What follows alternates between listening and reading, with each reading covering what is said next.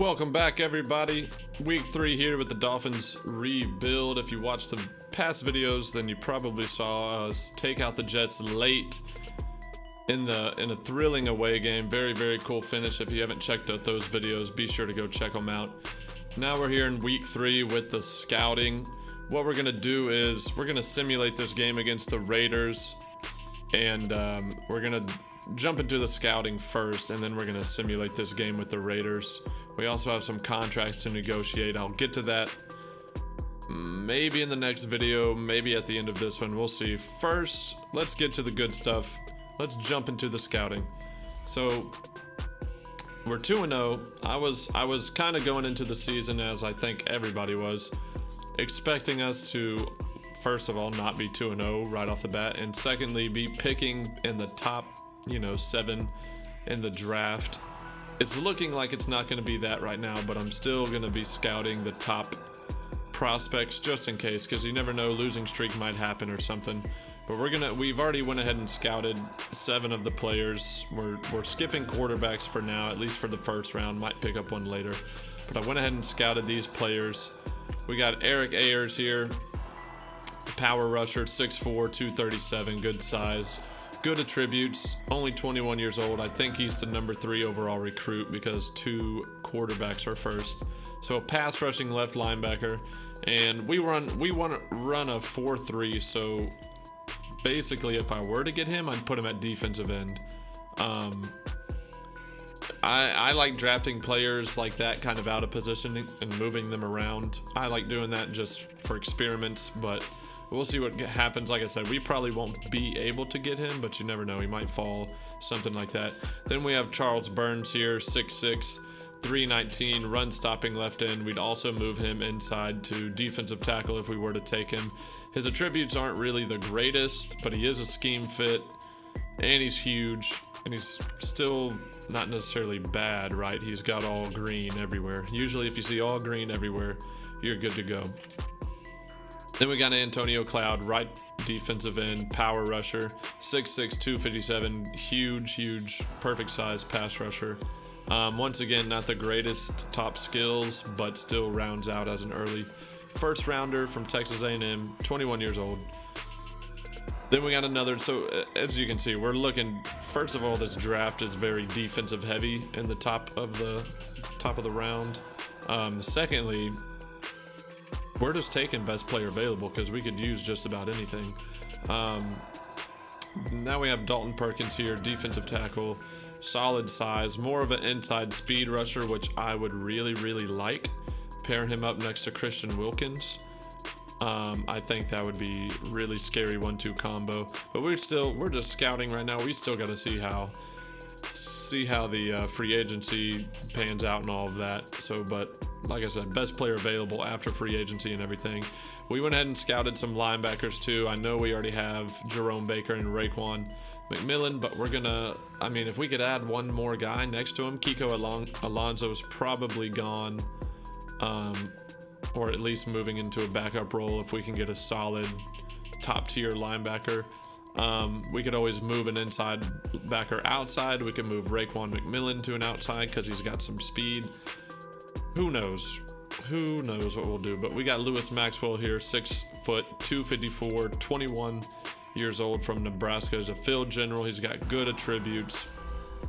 Scheme fit definitely helps.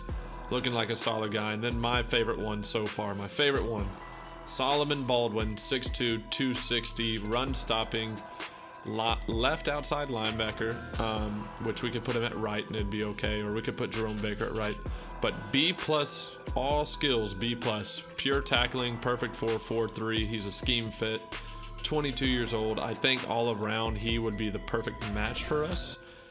And I forget, let's see.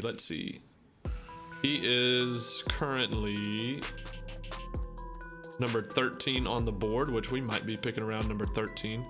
We might be picking around there. So I could definitely see us getting him. He's my favorite right now. We're just in week 1, so we got a long way to go. Then we have to started scouting this guard here. We don't know what he's going to be, but any offensive line help would be a huge addition for sure, as you can see on the left. Laramie Tunsil's the only decent offensive lineman that we have. Everybody else is horrible. Defense is kind of the same way. We can pick best player available. I think we're set at safety. I think we have good depth. We could use corners, linebackers, pass rushers, everything. And then we just have your standard 7 picks. And right now they got us projected 24th. So maybe we shouldn't be so good. Maybe we should lose a little bit. You can see here's the top of the board. It's very quarterback heavy. We've got 1, 2, 3, 4 quarterbacks in the top 10, 5 right on the edge. Very stacked class. I mean, that's projected 6 quarterbacks, 7 in the first round, which would be probably a record. Dre Hall, I see a running back down here, elusive, 210. I like that scheme fit. Just kind of going through the draft board here and seeing what all we're looking forward to. Some good offensive line in the first round as well. My projection is we'll probably finish around 8 and 8, somewhere in that middle, and we'll be picking anywhere from 13 to 18. So we could pick up some solid, just slot corner, wouldn't be a bad idea. Lineman, wide receiver, even Henry Griffith. Big receiver, actually, 6'4", 220. That would be really nice. But we still got a lot of scouting to do to see how it all pans out. Let's go ahead and jump into the contracts and see what we can get out of that as well. Like I said, guys, this is just going to be kind of an overview off the field GM type video. We're not playing a game this time. We're just going to manage all our off the field stuff. So I am going to re-sign Eric Rowe. He's only 25. I like his size. He's played good so far.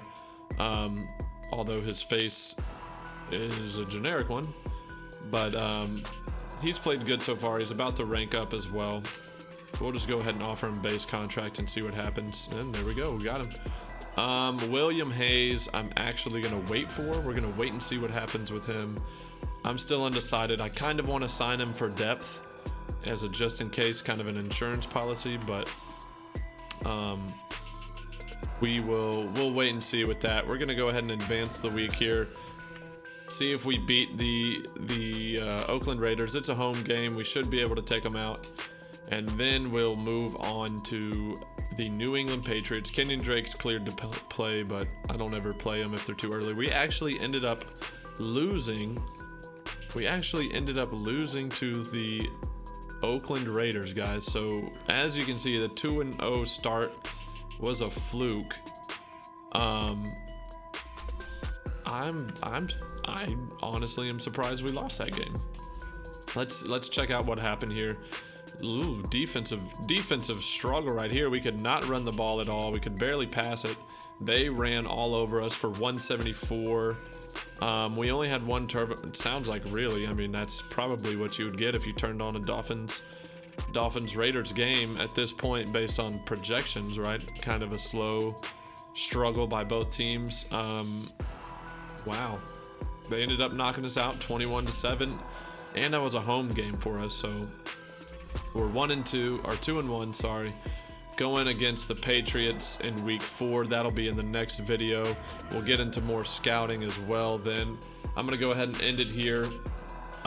Thanks for watching, guys. Be sure to check out the whole playlist. Check out all the action of what's happened up to this. Be sure to subscribe and ring that bell for notifications, guys. Thanks for watching, and peace out.